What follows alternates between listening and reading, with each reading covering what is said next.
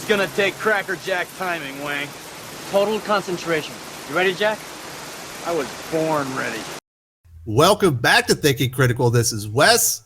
I have a special guest here with me today, Ron Garney, comic book veteran, been in the industry for about 30 years, worked on Spider-Man, Captain America, Hulk, Ghost Rider, X-Men, Conan, and most recently, BRZRKR. How you doing, Ron? Oh, no, you're muted. No, I'm not. I was just joking. You're messing with me. He's got a I'm sense of good, humor. man. Thanks for having me on. It's good to finally meet you, as you said before we hooked in here. For some reason, I thought we had met already, but glad to meet you at last. Absolutely. So I've been a big fan for quite some time. I actually just read your John Byrne Hulk run. I think it was great. Yeah, that was fun for the minimal time it lasted. Yeah, it sucks when you have like these cool runs, and I don't know. I guess the publishers just don't see how much fun it is. Well, I mean, I think they thought it was going to be, and John is always a fun writer. He always comes up with fun things. He's got a unique brain for that, and I was tickled to be working with him because I was a huge fan of his. Still am. I don't see too much of what he does nowadays, but I always look back fondly on the stuff he's done. And our own thing, as short as it was fun to do, and fun to work with him. So you're one of the more unique people within the comic book industry. Not only are you a fantastic artist, you're are you a black belt in Brazilian Jiu-Jitsu or something? Yes, I am. Yeah, I'm a black belt, first degree. I'm probably going to be a second degree at some point soon. But I've always done martial arts since I was a kid. I wouldn't say consistently. I was into boxing, and I was into this form of karate called Ketsuka. And then I did Aikido. I always experimented, but once I got to jiu-jitsu, I think it sort of stuck with me. I got kind of bitten by that bug, and it's, a lot of people do it now. Not everybody gets the black belt, but I'm not somebody who quits at anything. So for the most part, and I fight through it now with, I've got an older man's body at this point. I'm getting older, but I still love it. It doesn't necessarily love my body back, but I love it as an art, a martial art, and what it represents. And it really is a very legitimate form of self-defense. So, absolutely. So, are you competitive, or was it just for? Yeah, I competed a couple times. It took second place. I mean, you have to. It's a commitment to be a competitor on that level, and I had to learn that the hard way, but I'm just so bullheaded. I went into a competition cold. It was an international competition. I went up against this guy that's all he does. And he's an ex-Navy SEAL, ex-Special Forces Army Ranger, but I went in there and I lasted 6 minutes, and it was fun. To me, I like to go into things just to see, and it was the greatest experience. And I'm actually close friends with him now. And it's interesting because he happens to know Keanu, and I didn't know this, but when I started working with Keanu, this guy, his name is Gay Cobham, he wrote to me and he said, "Hey, tell Kiki I said hello." I'm like, oh. So it turns out that he owns the security guard agency that hired out for John Wick. So Keanu, and small world. So he texted Keanu, say hi to Ron, and he texted me, say hi to Kiki, and so it was just this really cool little connection there. So so it's been fun. I mean, I'm actually supposed to go train on Saturday, and I do the best I can with it at my age. These guys are young monsters, So Ron Garney's the only comic book artist I know that if you go up there and you talk smack while you're in the line at the con, you might get a go-go plot. You can put out. Right. I'll just choke you unconscious with your own collar. No, you mentioned Keanu Reeves. We definitely got to talk about BRZRKR. This thing is nuts. Obviously they had the crowdfunding campaign that did huge numbers, into the millions of dollars. Yeah, ended up as it's the best-selling single issue comic since 2015, and Star Wars #1 with 650,000. I thought it was the best-selling comic for 30 years or something. That's what I had heard. No, Star Wars #1 actually went over 1 million. Oh, it did.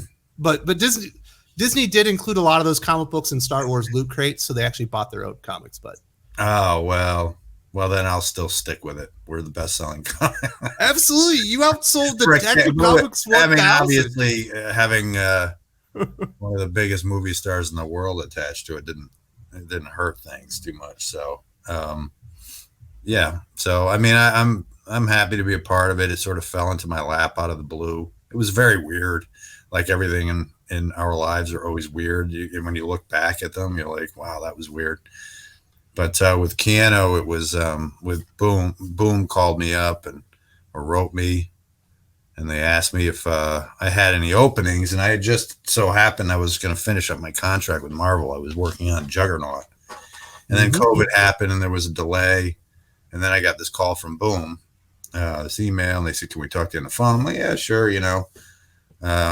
I'm probably going to retire for a while, until I decide what I want to do. I'm really not into jumping into anything right now. But they called, well, can we just talk to you? I'm like, yeah, sure. So they called me up, and they said, so listen, we're doing this book with Keanu Reeves. And I was like, oh, the movie star, obviously how many Keanu Reeves are there? And they're like, yeah, and he really loves your work, and we'd love to talk to you about. I'm like, what? Then I was like, I thought it was just, more of a, like they're giving me some incentive to be interested. I didn't know how much he was really connected to it, or if he was just branding his name on something, or Keanu Reeves this or Keanu Reeves that, but he didn't really have much to do with it. So I'm like, well, I didn't hear that from him. I mean, he's not the one calling me here. So, I mean, trying to basically bluffing them, thinking, yeah, that'll be it, because I really wasn't interested in getting involved in anything. So they said, well, can we do a Zoom meeting with you at least and talk more about it? I'm like, yeah, sure. What the hell? I'll listen to what you have to say. And so then that Wednesday at 1:00, I clicked the Zoom button like I just clicked yours, and boom, there's Keanu Reeves staring at me. And he's like, Ron, and I'm like, Keanu. And we got along really well right away, and talked a lot about it. And the other guys from Boom were there, obviously, and Matt Kent was there. And so it was a few of us, and they explained it to me and what was going on. And evidently they had been working on it for a while, but I didn't know that. I'd never heard of it, because that's how isolated I was working at Marvel. I just didn't pay attention to what was going on in the rest of the comic book industry at large, So yeah. So then they asked, said, could I just give it some thought? And I'm like, yeah, okay, sure. I'll let you know. But when I got off, I'm going to say no to the guy, And plus, I got along with him really well. We were laughing a lot and joking around. I was teasing him about because he was asking me if how much should I? He said to me, so can we offer feedback, or or when the drawings come in, or should we just fuck off? And I was like, yeah, just fuck off. I'm like, that's the best way to do it. Like, of course you can. I mean, I've been in this business for 35 years. You can tell me what you think. It's not a big deal. I mean, I'm professional. I don't have an ego to bruise about it. If there's something you don't like or you want to change, it's fine. But I did say within reason, because, I don't want to have to draw the whole thing, then have to redraw tons of pages or something like that. Then it gets, then it's not fair to me. So yeah, it was all good. I mean, so we do the work, and I do the work, and we get the script. He works with Matt pretty closely, and they go over and they come up with each script, and then I get it and I draw it, illustrate it. And I have to really get into, it's, people don't really realize the commitment it takes to sit and draw something like this, so you're basically drawing a movie. And it's not like you just have a camera that does the work for you. You have to actually have it come out through your hand, and and all these things you have to know. It can be really daunting. Right down to, okay, I have to draw this little nut on a wheel of an army truck. Make sure they're in perfect, distance from each other, and this, and the oval has to be right. All these little technical things that people don't realize that it takes to actually draw a world. Absolutely, because the human eye will absolutely spot it if it doesn't look right. Oh yeah, it'll throw them off immediately. Yeah. And I mean, and that's where style can come in. Once you get proficient enough or adept enough at the dynamics of things, or the structure, or the underlying structure of the drawings and things, then style starts to come in, where your little quirks that you can't help. It's just your personality starts to come through. And sometimes the things you don't really do as well as you could, you kind of stylize. And that's where a lot of guys become famous, is through their style. And it's not necessarily, it's because of the way they adjust their mistakes, or they adjust their inability to draw certain things. I remember Mike Mignola had a hard time drawing feet or calves or something, he said. So he started doing it black, blacking them in and making them narrow, making them look very stylized, as a way to avoid all the time it takes to actually learn the actual, muscular structure of everything, and it works. I mean, it's, and then you have the opposite end of the spectrum. I love Mike Mignola's work. It's just amazing, because all, the way his brain filters information is pretty remarkable. And then there's the opposite. You have Adam Hughes, who draws everything so perfectly, So, that's basically how it works. And here we are. It's crazy. When it was announced, I was like, okay, we got Keanu Reeves, who I remember, as a kid thinking he was great. I remember watching The Matrix for the first time, John Wick, all that kind of stuff. And then Matt Kitt, one of my favorite writers, all of his stuff on Valiant was fantastic. Mind Management. Yeah. And then I was like, and you're getting Ron Garney now, the guy from Conan, or Savage Sword of Conan, that did the Hulk series in Captain America. That thing is savage, Ron. That first issue when you got B, I think he's like pulling people's rib bones out and stabbing their friends with it. Maybe rip some guy's jaw off. And I've done violent books, like Men of Wrath was violent. The Creator one I did with Jason Aaron, Wolverine was violent. And I was hesitant to, at first I remember feeling a little hesitant. So I was just sort of drawing it. And then Keanu had said to me, can you make it a little more violent even, And I'm like, okay, yeah. I mean, sure. And so I kind of just let loose and started just, going crazy with every little, detail I could in there. And I tried to make it feel very musical. Like, I wanted the violence to feel orchestral and ballet-like. Like sweeping, almost as if you could see it in slow motion and see things kind of exploding out and ripping, and but it had to have a flow to it, and that was my approach to it, and I feel like it worked pretty well. That's the way I was with Captain America. It wasn't the violence, but the action had to feel ballet and choreographed, and so your eye could respond with the movement. See, the way I approach movement in a comic is, from one panel to the next, your eye moves in such a way that it gives the illusion of movement on the page. Whereas instead of it being a still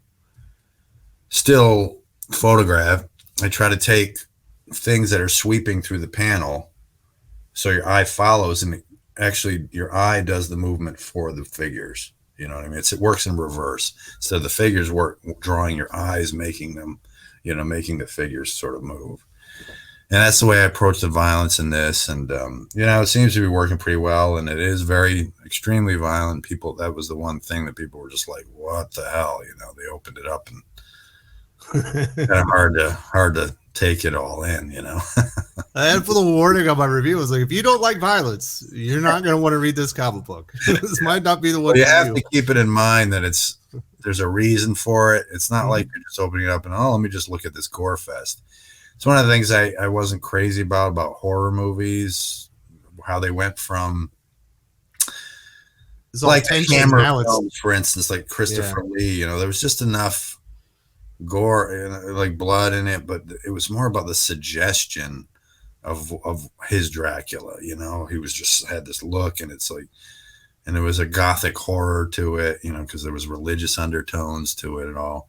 But then it kind of the gore as movies kept developing over the decades, you know, it became gratuitous. You know, it was just gore for gore's sake. You know, I mean, right? And I think the ultimate disgusting pinnacle of that was, you know, this movie called The Human Centipede. I didn't see it, but I heard about it. And to me, it's just sickening, you know, that would go that far. But there have been others, like in horror movies, like the Clive Barker Hellraiser stuff. I mean, they're good. I mean, they're entertaining, of course. You know, but it just seems like an exercise in sadomasochism, the whole thing, you know. Yeah, I remember seeing Saw 2 the first time. I was like, all right, we've gone too far. Oh, Saw, yeah. I can't get myself to watch that stuff. Yeah. Because it's, let's just see, you know, and I get it, you know, but I guess you could make the same argument for BRZRKR if you don't read it. If people just open it up and look at it and go, oh, this is just the same, you know, it's just violence. But it's not. It's about the nature of the character and what he was created for this and how out of control. And there's sort of a statement being made about human nature there. You know, so it's deeper than what you expect if you actually get into the story and read it. So absolutely. So we got issue number 6 releasing on Wednesday. Is that firing up Wednesday? Absolutely. Are you ready to spoil it? Do you want to tell us everything that happened? No. Oh, okay. Probably smart. Why would I do that? Absolutely. It's a fun issue. You know, I don't want to give anything away. No. You don't want to give anything. We're kind of just wrapping up the caveman portion of the story, where I think we're going to get on to some other. Well, I love the last issue 5 with the you know, Etta James sequence in the opening, and you know, and the music, and you know, and the evolution of music, and that's why I want to encourage people to stick with it, because there's a lot of really cool ideas. I don't know how much of it's coming from Matt or Keanu. I mean, it's obviously a mind meld of both. I can sort of tell what's Matt, you know, at this point, I think. But that whole sequence to me is, you know, I actually used the panel borders. I took the actual notation and made the panel borders with the actual notation from that song. So it's, you know, I want people to be interested and, you know, get the mood. And it's not all just the violence. There's love there too, and a smoldering sort of chemistry with him and Diane. So yeah. Absolutely. If you're not on the BRZRKR train yet, you still have time. We're about halfway through it. I do want to talk about something you mentioned earlier. You're talking about Captain America. Yeah. It's the weirdest thing, Rod. Whatever I'll talk about, you know, runs that were abruptly in it, or runs that we need to come back and finish. And your Captain America run with Mark Waid, that, you know, everyone knows was interrupted by Heroes Reborn, you know, from 95 to 96 was a Captain America 445 through 454. Everybody seems to love this story, and they're like, why did it stop?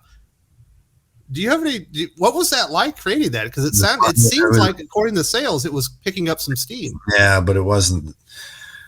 To a CEO, a jump in sales of 5,000 copies a month versus 100,000 copies is nothing. I mean,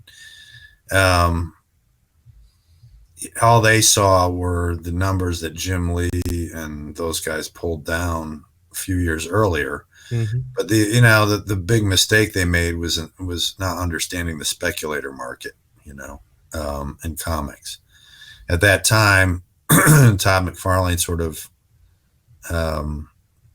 kicked off this craze because he was such a unique voice artistically in comics, who just came along out of nowhere, basically, that it caught fire, you know, and then so the speculator market went. I would say it was a large part because of Todd McFarlane, and because that Spider-Man #1 it was like, what, it sold how much, you know, like, because it was so unique and there were so many different. He had all these ideas. Todd was always a great idea man. Came up with all these ideas for covers and, you know, things like that. So I remember sitting outside the San Diego Marriott with him one time, and he was telling me how he wanted to take boneless chicken breasts and put them in bags and market them as Spawn's heart. I'm like, and just put ketchup in there, you know. I'm like, yeah, that probably would still sell. But so he was always thinking about the marketing aspect of things, and so it took off, and then it just kept growing like a bubble. And all these guys who were running Marvel at that time were just seeing dollar signs, cha-ching, cha-ching, cha-ching, you know, and they just assumed it was going to keep going, but they didn't understand that, you know, you can only go so far. You're devaluing. It's like inflation. If you keep producing money, you're devaluing the dollar.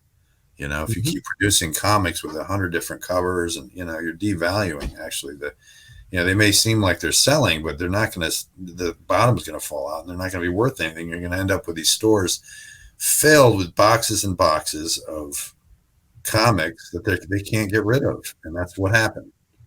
And stores started closing up because they couldn't sell anymore. But once the bottom, the bottom fell out, it was too heavy. And so that's what happened. And, Captain America,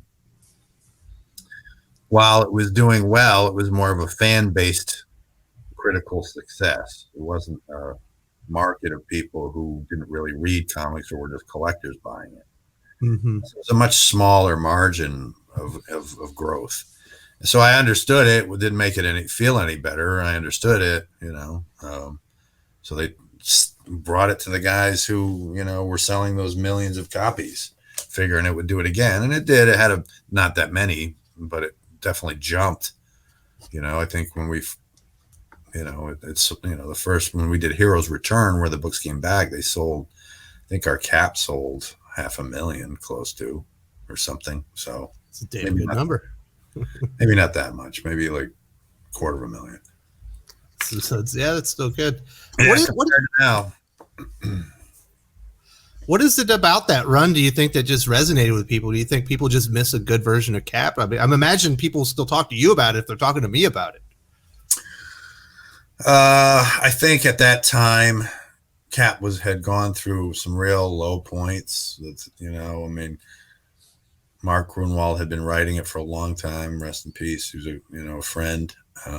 Actually, the day he passed, I was supposed to have lunch with him.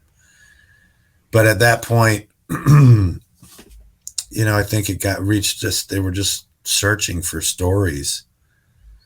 And I think they did one called Cap Wolf, where Cap was a werewolf, and it just got kind of ridiculous, So Mark and I wanted to bring him back to his roots and start over and start fresh. And it was called Operation Rebirth, and to rebirth the book, and the character, and make him bring to the forefront what was great about him. I think it lost its feeling along the way. The character lost its feeling, what it was supposed to represent. So, which is courage and, patriotism and, and I wanted to instill adventure into it as opposed to any sort of political intrigue. I remember at the time True Lies had just come out, and I loved the idea of secret agents. I've always loved James Bond movies and things like that. And I toyed with the idea, and I brought it to Mark. First time I met Mark, he asked me, "Well, what do you want to do with that? What do you want to do with it?"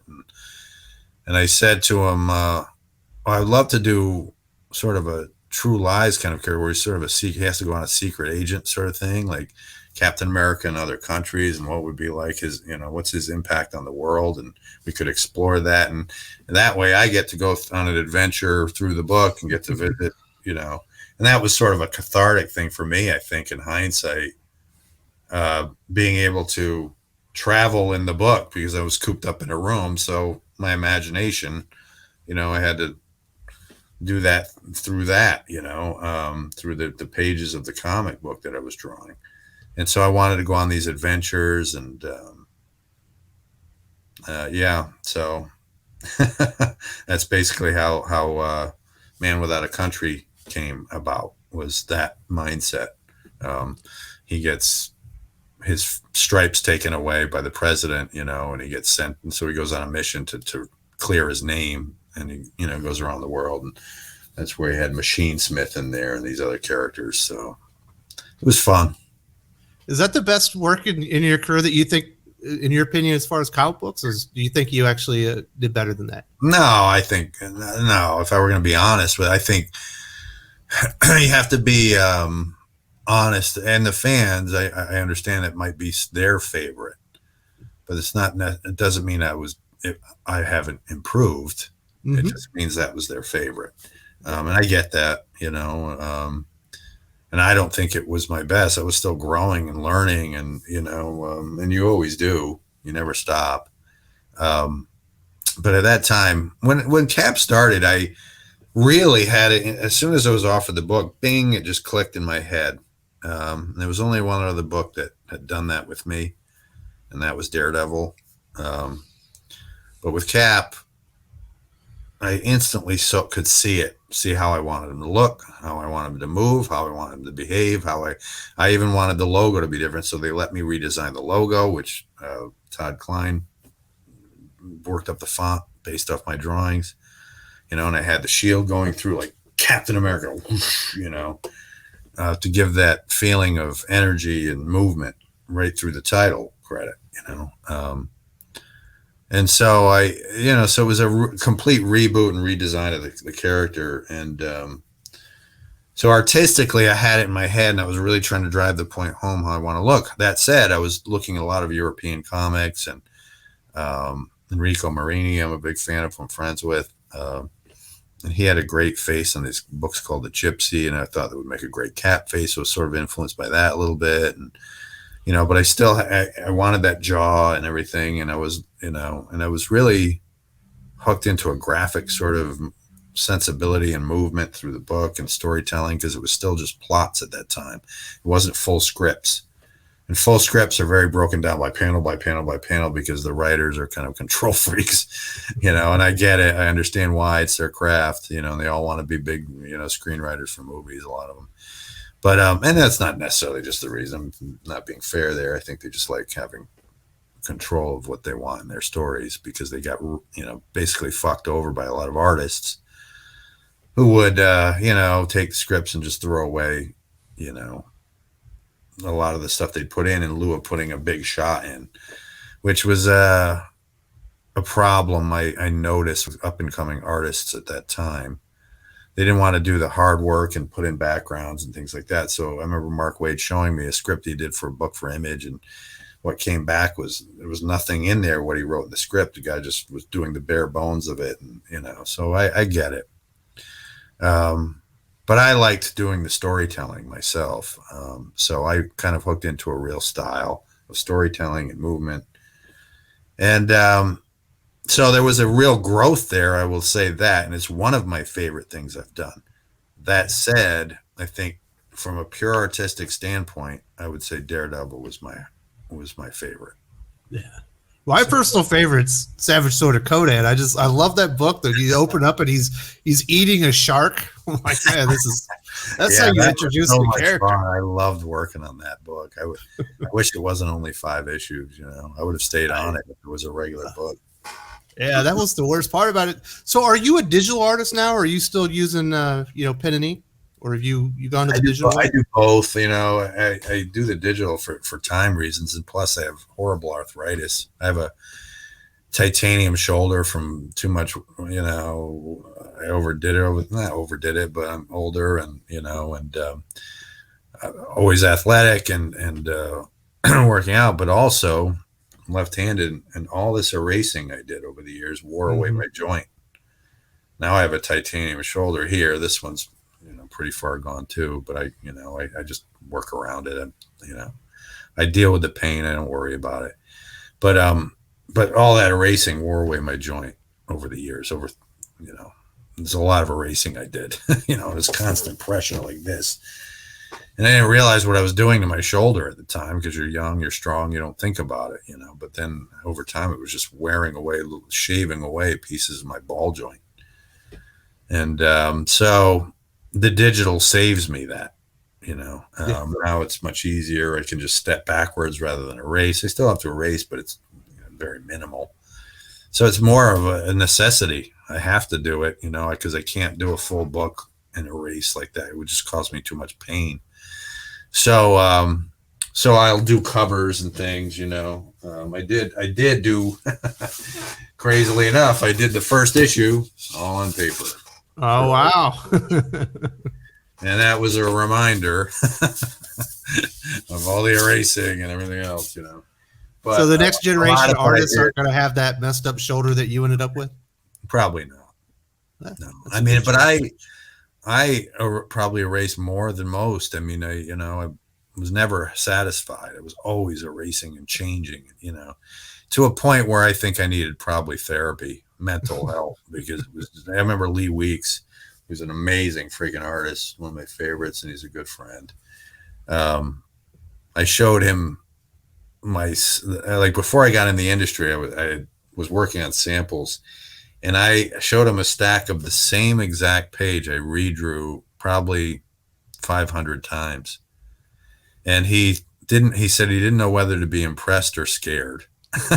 He said, because it was just psycho, because I could never make, you know, I couldn't come to terms with, if I saw one little mistake, I'd redraw the whole thing. And, you know, I wanted it to be perfect. And thankfully I've learned to let go and trust my instincts more, because I was younger and, you know, and trying to, I don't know why I was like that, but that's the way it was. So just trying to get better. I used to have that issue myself. It's crazy. Obviously, you've touched on this. It's something I wanted to ask you about, and it's definitely something I've noticed. Jim Steranko, actually, he was talking about this recently on social media, where he says when he looks at modern comics, he sees technically better illustration than he's ever seen in comics, you know, just on a whole. But he says, you know, he's seen a loss of visual storytelling. It's something I've talked about here on the channel. Like you're alluding to there. I see a lot of static images of people just talking to each other. I see a huge reliance on splash pages. Yeah, I think a lot of guys too, like he mentioned the technical aspect of it. I remember seeing something, I won't say the artist's name, but I saw a cover somebody did, and I was like, whoa, that's just incredible. How can anybody be that accurate? You know, and it was before I knew about SketchUp, or, you know, that program that you can just put buildings in, like, you know, the program does all that for you. I was like, the perspective is so, and I always prided myself on doing those things myself. I could do perspectives pretty well, and I could do them by eye even, but I knew 3-point, 2-point, you know, all this perspective. I knew how to do it. It's not rocket science, and there's other ways you can get around it. Adam Hughes had a way of doing a grid where he puts dots on the sides of the panels, and then you just you attach to those things, and it works out the perspective without having to go way off the page. It's interesting. I never used that, but now these guys are just relying on programs, and it's making it look like they're fucking geniuses, you know. And you know, and it's okay. I mean, it is what it is. You know, at the end of the day, the company wants what looks great. You know, as far as the storytelling, I do think, again, that might be a byproduct of having the writers sort of laying everything out panel by panel, you know, and all the dialogue has to be in there, so that they're basically being turned into, you know, just it's like storyboards, meat puppets, you know. They're just puppets, you know, for the writer, you know, to just, oh, I got you, do this, you know, and you're just facilitating what they're doing in the script. And it's, so you don't get the creativity of learning how to tell a story. I mean, for me, that's all I did was full scripts, and I take liberties with the script sometimes. I'll change, I'll add a panel or take out a panel if I think it needs it. Most of the time I don't take out too much, but I'll add things. You know, there's one scene, actually, I went through that just the last bunch of pages I worked on. It was a scene where we're in the desert, and the way it was written, Keanu and Matt written, you know, there's a guy on a camel and blah, blah, blah, blah. But the way it was written, the angle, they weren't taking into consideration that the angle they were asked for, I couldn't establish a caravan because there's something on the guy's got around his neck, and that we have to see, and, you know, how am I going to establish all that? So I inserted a panel of the silhouettes of a camel caravan walking across the desert, and then we cut to the guy. It just makes more sense, you know, because you need to establish establishing shot. And rather than just cutting to a guy on a camel, it's where you can't really get a sense of space and location, and so that's my job. So, man, I've noticed this. I'm sure you've seen it too. A lot of transitions instead of doing an establishing shot and then getting into the action. What a lot of writers do nowadays, and I don't understand, is they have a line of dialogue and they just finish it on the next page as they transition to the next scene with new characters. Yeah, I know. Sometimes that can work. I remember working on the Hulk with Byrne, actually, and the way he had set it up, he just wrote a bunch of stuff. Like, the way he wanted to work is he just gave me a script for page 1 to 11. This is what happens. And so it was up to me to just draw it whatever the hell way I wanted to.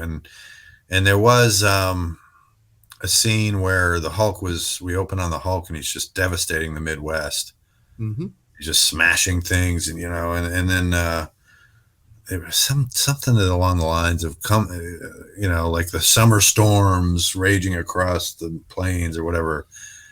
And then I ended it. I had the Hulk leaping towards a bridge. That was all me. It wasn't John writing that. That was me. He was leaping towards a covered bridge. And I wanted the covered bridge to represent, be a metaphor for the quaint old towns, because he said something about the towns. And so I just used the covered bridge as a metaphor for that. And then as the Hulk's leaping towards it, we see him in the window of the bridge leaping towards the bridge. And then the next shot, you see the order of the town and the Hulk in the center coming towards the bridge. And the next panel, that's all blown apart by his, and punching through it. But the way it was written, John had written it. I forgot what the end, what it said in the balloon at the end there. But I had moved that to the next page where where the Hulk smashes through the bridge, because it worked better poetically. Mm-hmm. It's like the Hulk, I can't remember what the dialogue was, but it worked better for that moment, and so I can see it for that reason. Sometimes when it's done for a moment to make it poetic and to make it, but when it's just another scene altogether, I mean, I think it's their way of sort of like a movie dissolve, where a movie dissolves from one scene to the next. I think that's a tricky way of sort of doing that. It works sometimes, not all the time, but I think it can be an effective tool. I love comic books so much. I almost feel like it's being dumbed down to like Netflix and movies and like storyboarding. It's like, not that there's anything wrong with Netflix and movies. I love those mediums too. And storyboarding is important, to pitch your idea or whatever. But comic books, like, there's no restrictions here. You can do all these crazy things and have so much fun here. Yeah, I do think that, people in general have a tendency to get locked into lockstep with what is safe and what keeps, what everybody thinks should be the way, and it takes somebody to come along to just break the rules and do something different and make it exciting again, again, alluding back to McFarlane, that's why he was it was just like, essentially we're like bees flying around a flower, or around honey. If we see something interesting, we tend to buzz, and we're all hovering around that until that dries up, and then we go over to that one, and I think, ultimately, you got, if you have great ideas, you should, that's what's great about comics, is you have that playing field to be able to do that with. The problem is you get the big two, these big companies who, they get corporate, and like Marvel has become, and then they have this whole plan, so you're not allowed to be creative like it was when there were no consequences to that creativity. Now it's like there are all these ramifications. You can't do that. You can't do that. You can't do that. You can't piss this person off. You can't piss that person off. Or you can't. We have this planned. We have that planned. Or, so it becomes very stifling. When you should be allowed to just break open and do what you want. That's why Walt Simonson's Thor was so great. They just gave him the book and said, "Hey, do what you want. It's yours. Whatever." Yeah, his Ragnarok's insane right now. Yeah, I mean, he's doing IDW. Yeah, I mean, it's just. I don't know how he does it at that age. It's like, how do you get better when you're like 70? Man, he just loves doing it. You know, so if you love something that much, it's easy. Is that how you've maintained? You know, obviously your style has progressed and evolved with the times, but you know, to be relevant within the comic books for over 30 years, it's impressive. Yeah, I don't know. I'd like to be able to say there's a reason. I don't know. I just do what I do. I'm fortunate that I've been reliable, you know, and I'm a man of my word. I do the work I say I'm going to do, you know, and at the end of the day, you're responsible for yourself, and nobody can do things for you. And if you expect that, then that's not a good way to live. You can't expect the world to support you. You have to learn how to take care of yourself. And I mean that wholeheartedly. You have to take care of your career and find ways to get better and be reliable and be a person of your word, and get things done when you say you're going to, and you know, and speak up if you're not happy with something. Speak up, you know. Don't be afraid to tell people, or you know, to say you don't like this or that you do like this, but you know, be honest and open with everything, and that means with the positive things, you know, be honest about how much you like something, you know, but also be willing to go to the mat and say, I don't like this, you know, and this is what I want to do. Say you want to do this. You know, when I started on Daredevil, they had the editor had a whole idea in her head about the colors, and I was like, well, so do I. So I guess you've got the wrong guy, you know, because look, at this point in my career, you hired me to do a job. If you want to color it, then you're the editor, and go color it, you know, and go do it yourself, because I'm not here to be your monkey.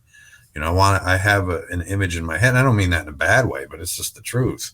And it was no ill will. I just said, you know, I called up the editor-in-chief at the time. I said, look, I said, good luck with it. I just, you know, I have this in my head. And if that's not the direction you want to go, then, you know, I'm just going to bow out of it, you know, because I want to be an artist. I want to create, you know, and you need to allow me the space to do that, and not dictate to me how things are going to be done. And, you know, ultimately it worked out in my favor. You know, they gave me the freedom to do it, you know, and I think it was one of my prouder moments of work. You know, I was so enthused doing it, and I was inking my own work, and I had this image in my head of all this white and black, and then looking through Matt Murdock's eyes with the coloring, and, you know, so there was this cool look to the whole book, you know, that hadn't been done before. So.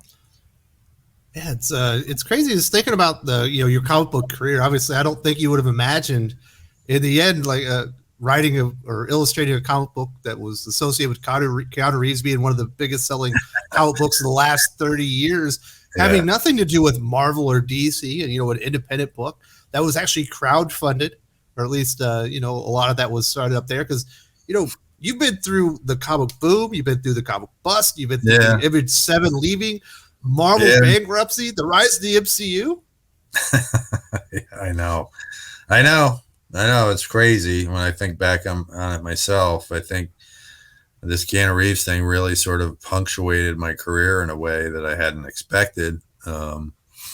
That's been really it was a sort of magical experience, you know, getting to work with him and boom, and, you know, and the way it all just unfolded seemed like it was meant to be. You know, it's weird how the cards just sort of fell into place, like, because I was just happened to be leaving Marvel, or, you know, I don't even know if they were renewing contracts anymore, but I was done with mine, and I told them I just wanted to move on, and, you know, it was time. And so I, you know, to have that happen at that moment, you know, and then have, you know, like I said before, even the fact that Keanu knows people I know, and the guy who, my friend Renato Migliaccio out in California, and, you know, teaches judo to the John Wick stuntmen, you know, and he, you know, so it's just weird how we all know each other, you know. So it was cool, and it's cool to, you know, hanging out with Keanu. You know, it was trippy at first. It was like, you know, I remember sitting here, him and I having private conversations on Skype, and, and just looking at him. You know, it's like weird because you are familiar. So everybody's so familiar with him. It's, you know, as these characters, these iconic characters. So to be talking to him was trippy. You know, it's like your brain really has to, you don't realize how much movies affect our imaginations and how we perceive people. You know, he's just a guy, you know, and I'm not a, you know, I'm not a starstruck type. But it's trippy to talk to him, you know, and it's not like that now. Now it's more like a friend, you know. But before, when it first started, very first started, I was like, kind of looking at him, like, what the fuck, you know, like, how is, especially because it was here on the screen. It wasn't in person. If it was in person, it would probably be less so. But because it was still here, and I've watched movies of his on my computer, even, and there's a guy talking to me directly, you know, out of this, you know, like he stepped out of a movie and said, "Hey, Ron," and here he is talking to me, you know. So it was weird at first, but now it's different, you know. It's more of a buddy. So yeah. Anyway, I'm digressing, but it was, you know, yeah, that punctuated my career, and I've been through a lot, seen a lot of things happen, come and go through this thing. It's had some real highs and some lows, and you know, but it's been a good career for me overall, and it's been a long one. I will say a high moment for me was, I'll always thank Nick Lowe, the editor at Marvel, Spider-Man editor, for this. But when I was invited to a premiere in New York, and I brought my son along for his birthday. He was turning 12, and so at the premiere, Nick comes out and he's introducing people like Stan Lee's brother. He just introduced Stan Lee's brother, and then he introduced me to an audience of 500 people. It was like, he's like, and Ron Garney's in the audience, and to have my son before the Spider-Man movie have me to stand up, you know, I got up and I got up, I was like, yeah. I can't remain straight and just wave, you know, I have to joke around. But to have my son there and to see him looking like, you know, that meant a lot to me. Out of all the things in my career, that moment to me stands out. Of everything I've done, my son looking up to his father and seeing, you know, and seeing the pride in his eyes, and meant the most to me out of a lot of things. So I'm always grateful for that moment from Nick. Yeah, I appreciate you sharing that. That's an awesome story. I got 3 little boys myself, so I can absolutely relate. So yeah, we're in kind of a transition period. It's kind of happening really fast. I'm sure you've noticed this. Obviously, crowdfunding is a proven commodity nowadays. Distribution monopoly is over. We got multiple competitors. Substack is now poaching Batman, Amazing Spider-Man, X-Men writers. Is Ron Garney, is he going to be a part of the next generation of whatever this comic industry is a part of? You sticking around for the long haul? I don't know. You know, well, I don't know what's gonna. I'm trying to get through BRZRKR, and I know. Well, it sounds like there's a lot of plans with BRZRKR outside of just this. You know, there's movies. There's already been signed on to make a movie, and then a show, animated series, all from Netflix. I don't know what my involvement will be in that at this point. I've talked with, you know, Boom Studios, the movie end of it, a little bit about it. I'm definitely going to be in it. I have to be in it somewhere. I don't care where, you know. I wanted to be an actor before I got into this. I was actually toying with that idea, and I went to some acting classes and you know, things like that. But anyway, regardless, that's not where I plan on going. But I don't know in the production what my involvement will be, but I kind of thought about moving that direction because that was my ultimate plan, original plan before I discovered comics, was to maybe get into movies, you know, and acting, yes, but also I loved the idea of storytelling and directing and things like that. And, you know, I even toyed with the idea of maybe assistant directing BRZRKR, you know, and, you know, I mentioned it to them. I've got more than enough storytelling experience, you know, and using camera shots. And I mentioned it to Keanu, and he said something to me about, or a cinematographer, you know, or something like that, because he likes the way I do sweeping I've done some of the sweeping vistas of the BRZRKR world, So we'll see. And we did talk about doing an NFT together. I don't know too much about that. It seems so weird to me, the whole idea of that. But we'll see. Yeah, I mean, I don't know. I wouldn't mind doing my own thing, writing and drawing my own thing, and getting that made into a movie. But we'll see. I may just retire and just do covers. Who knows? I just don't even know at this point because I'm getting older, and I can't spend every waking moment of the rest of my life in a room. I have to be out there in the world. I've spent 35 years in a room. And I'd like to be out there, and just be in the world at this point. So who knows? Well, I can still walk.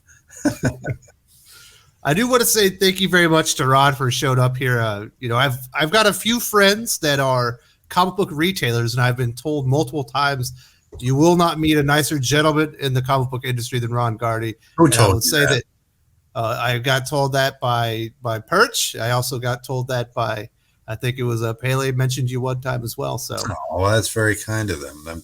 I appreciate that. It's very sweet. I mean, I know they're not trying to be sweet, but it's a nice thing to say. I just treat people the way they deserve to be treated. That's all. We should all be like that with each other. So. And I've definitely experienced that here. This is a great conversation. I really appreciate it, Ron. Congratulations on the success. Well, the conversation is only as good as the interviewer. So your interviewing skills you have mad interviewing skills. So hey, I'm leaving on that note. I'm going to take it. Hey, are we done already? Jeez, absolutely. I thought we were just getting started. All right.